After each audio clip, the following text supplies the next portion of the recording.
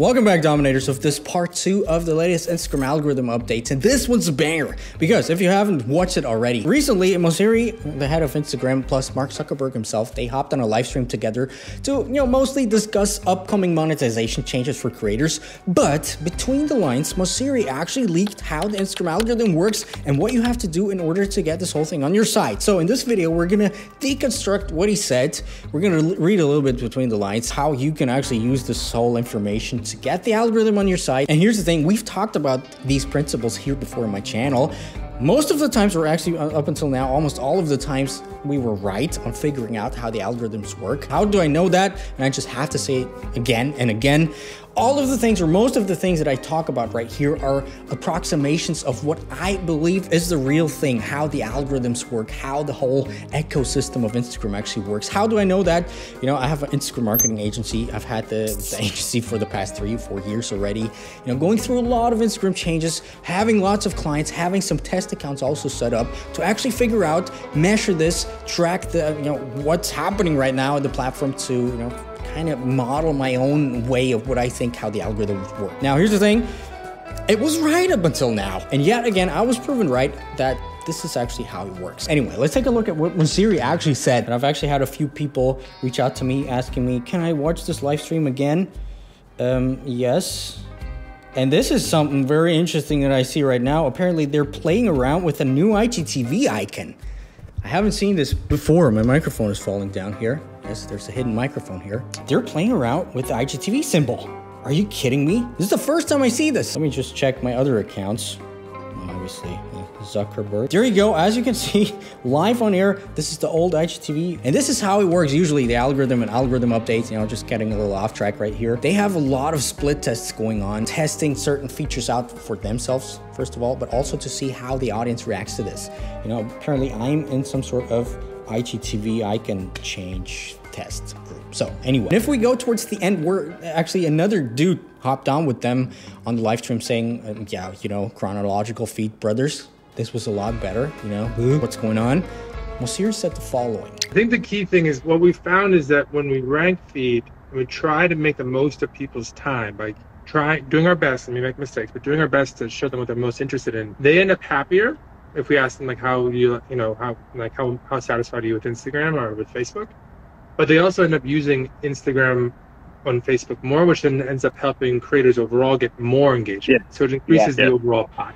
That's the tension. He said, we try to make the best of people's times on the platform. We try to make them happier. And when they're happier, they end up using Instagram more. And this, affects overall engagement. So first thing that we can learn from this, obviously, happiness is the most important factor of the Instagram algorithm. So what does it actually mean? Basically, this is what I call content view time, or time spent on content. And basically it's how a certain user interacts with a post of yours, how they interact with it, plus also how long they actually stay and how they consume your content. Talking about absolute versus relative time spent on content. For example, if a guy just takes a picture, a selfie of himself with the caption just a heart or just some smiley emoji, and that's it. Obviously, the absolute time spent on content is not going to be high because people just scroll through the feed. So first of all, the absolute time, it's probably a second, but also the relative time spent on the content, because every post on Instagram is being kind of grouped together in a pot of very similar content pieces, of similar niches, similar pictures or reels, or whatever that might be. And if compared to the control group,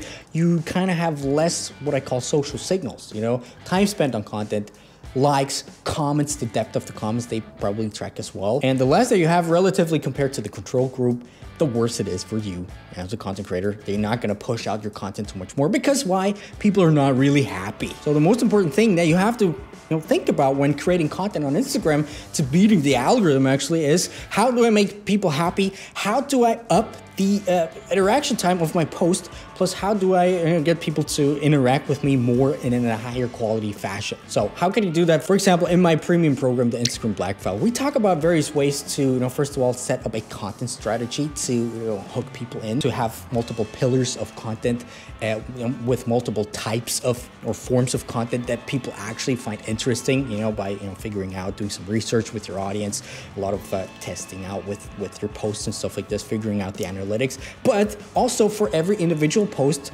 to, you know, up the content time and your interactions with every single individual post. For example, if you have a regular feed post, you're gonna need some sort of hook to hook people in, to get people out of their autopilot that they have scrolling through Instagram. You know, ideally you do actually have multiple hooks, like a primary hook and a secondary hook. Primary hook, something being in the picture, in the post itself, that actually makes people stop and think.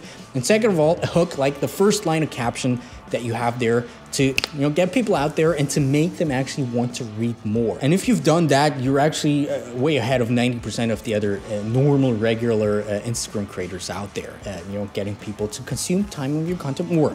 So, you know, the primary focus that you should have creating content to beat the algorithm, like I just said, is to make people happy. And here's the thing, to make people happy, not algorithms happy, not robots happy, not making yourself happy by, you know, just waiting for the like pop-ups or something like this. No, don't have algorithms in mind when you create content. Actually, you know, kind of make the switch and create content for people, for actual human beings in the back of your mind. And just this mindset shift might actually turn your whole content strategy around, your whole Instagram strategy around, because ultimately it's actually real people with emotions, with feelings. And if you're gonna, you know, start to evoke some sort of emotions or feelings with those people, they're gonna interact way better than with the usual generic Instagram content that are just out there to get pushed out by the explore page, which Mosseri actually said in this live stream.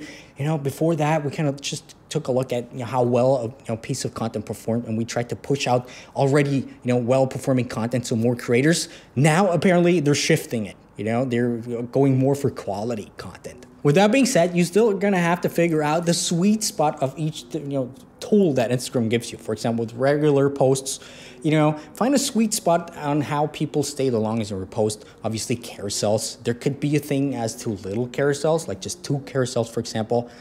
Probably not maximizing the interaction time. Having too many, obviously not good too, because if they exit out of your post early, probably that gives you another flag in terms of getting a session end or something, what they call. With Reels, obviously you can have the same. You can have a Reels that is too long. You know, people not watching the full of it. You know, talking about also relative view time. You know, if people only watch 20% of your Reels just because it's too long, just because it doesn't hook people in right from the get-go, probably bad. Where on the other side, if you have a Reels that is shorter, but that actually people might want to watch twice or 3 times, one after another, all counts towards your session view time, all makes people happy, all makes people stay longer on the platform, like they said, you know, contributing in more engagement on the platform, which they love, because obviously they've had a lot of challenges with engagement drops on Instagram. So, you know, they kind of want to counter that. Same thing with IGTV, obviously, even though they say, well, IGTV is a long form content. Looking at our data that we have in our agency,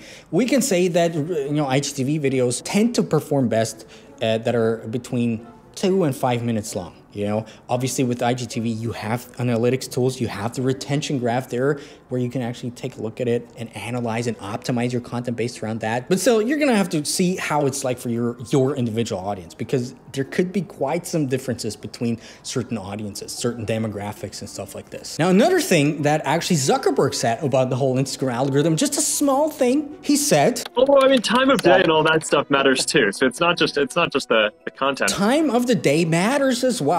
What a surprise.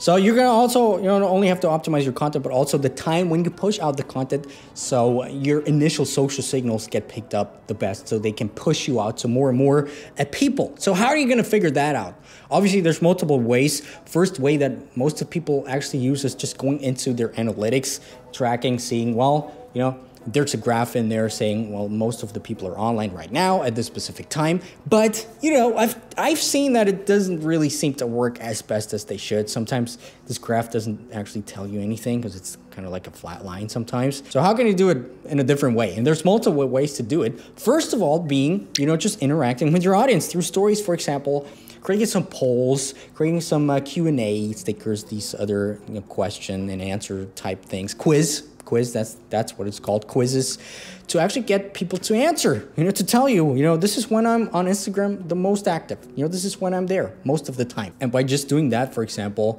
you can not only figure this out firsthand from the people that actually see your content, but also it counts towards people spending time on your content by interacting with you by actually having a back and forth relationship with you and your followers. And this is what the algorithm likes, you know, it makes them happy. Another thing, obviously, being by you having these back and forth things going on, you tend to strengthen the relationship that you have with your followers. So, you know, kind of a win, triple win situation, if you ask me. Anyway, if you want to learn more about these things, about how the algorithms work on Instagram, how to actually grow, how to actually figure out a content strategy and get some growth going on, I do have a brand new free training down below in the description. You know, just sign up for free, watch the full training, and yeah, you can kind of benefit from that right away. There's some secrets in there that I've never shared before. IGinsidersecrets.com. I just see the sun is coming into my face. So, and by the way, wait for my polls on YouTube here. You know, there's quite a few polls. I love this feature recently. So, you know, please help me fill them out because I have some questions for you as well. And also, like always, comment down below. Just comment. You know, there's no excuse not to. So, I'll see you later. What's going on with the sun? Bye. Hey, what does the father on the beach say to Michael Jackson? Hey, get away from my son.